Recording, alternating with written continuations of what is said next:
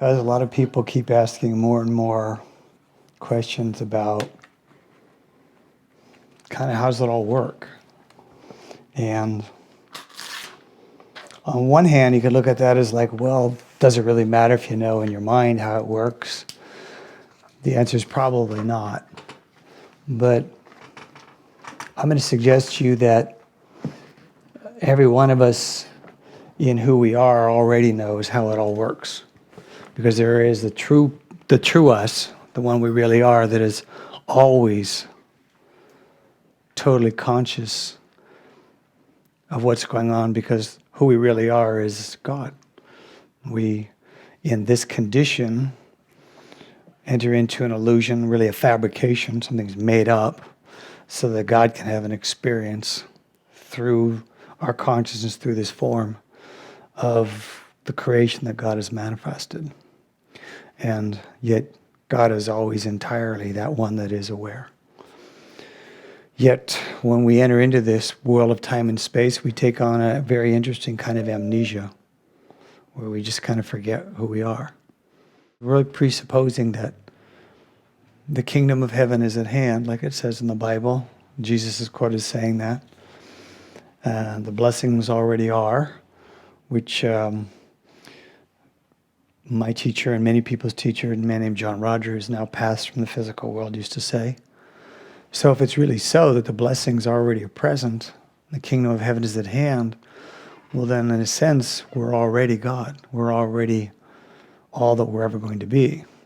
So one of the great tricks of this level that confounds us and traps us is this conceptualization that we need to change who we are to get what we truly want. And yet, when the consciousness awakens or remembers, comes into the remembrance of God, one of the key realizations that's immediately present is that which you are realizing you have always known. And you're realizing that which has always been so. And there's no question about it. There's no, it's an absolute certainty to the consciousness that this is what has always been so. And there was no way it could ever be different than this. For myself, I had a very interesting experience of having this realization. And it was like being totally with God as an individuated form, and then starting to go back into God and to give up all the individuation to just be totally only that which is wholly God, and then stopping the process, and then relating to God, basically saying, no, I don't want there to be anything in all existence that could make me forget you and make me forget the truth of what always is. And it was like God took that in and assented and threw me back into creation to try again this experience to see, can I remember in the midst of all the enticements, all the challenges, all the seductions that would entice you and me and every other consciousness to forget the truth of God and forget the truth of what is, and to fall back into the illusion of the subjectivity of our perception in this level, which is always built upon the twin pillars of deception, which are time and space. That we exist in separate condition, you to me to you, us to our cars and our houses and our clothes and our children and the world and the Republican Party and all the differentiations, and that we would treat this as so, and that we identify ourselves with the spatially concocted experience of us as the body, and then we would do the time element of the story of what happened to us in this body, and that would be the time and space. And so this is the great fabrication, the great illusion. The most challenging one really to move beyond is the illusion of time. The illusion of the story of movement, the story of our journey, the story of becoming that we all get caught into. Like I'm becoming older, I'm becoming wiser, I'm becoming stupider, I'm becoming sicker, I'm becoming wealthier, I'm becoming poorer, I'm becoming more forgetful. And all that drama is the one that is, in many ways, the most difficult one.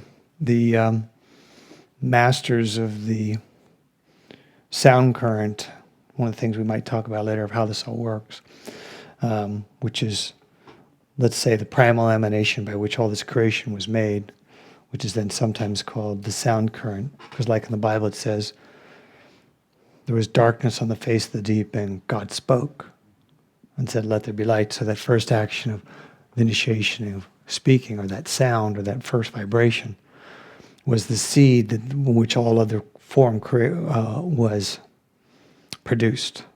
And so that primal vibration is something that we can get back to, attune to, come into the remembrance of, come into the recognition of, and then come into the knowing of ourselves as the same as that. And in knowing that as also us, can reemerge, ride that into a reemergence into the totality that is God. But the masters of the East often talk about another name for that which is the negativity that would control us and entice us and keep us locked into perceiving this world as if it's so, and relating to it as the wholly so reality that we must win over, that we must be victorious in relationship to, that we must overcome, as they call it the time spirit. Another name for it is the call power, but it means the time, which they reference that as the time spirit, that which gives us the experience of time.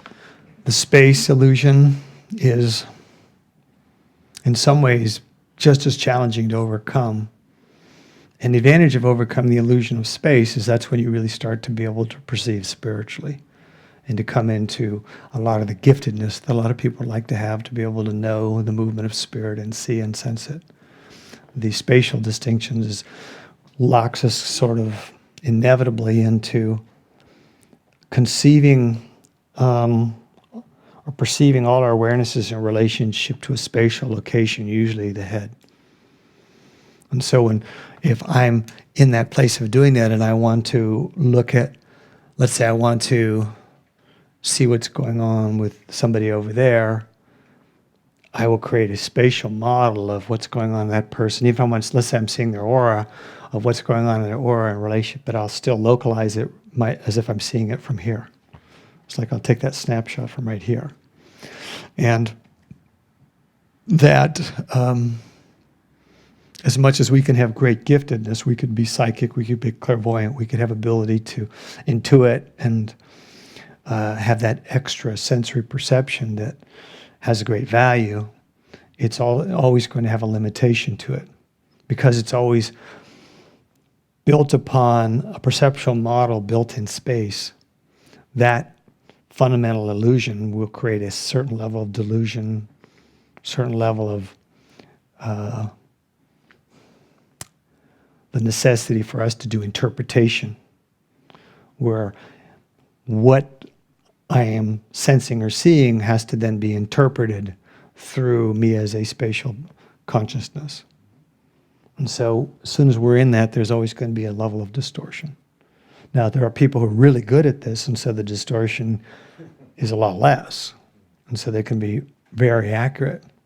However, the thing they're looking at has to do with the spirit rather than just that which is going in the psychic magnetic levels, which is the time and space world. The more it has to do with the spirit, the more likely they'll be fooled, or they'll misinterpret what they see. Because that which can truly see the spirit is the spirit. That which knows the spirit is the spirit. And the spirit is not spatially defined or confined.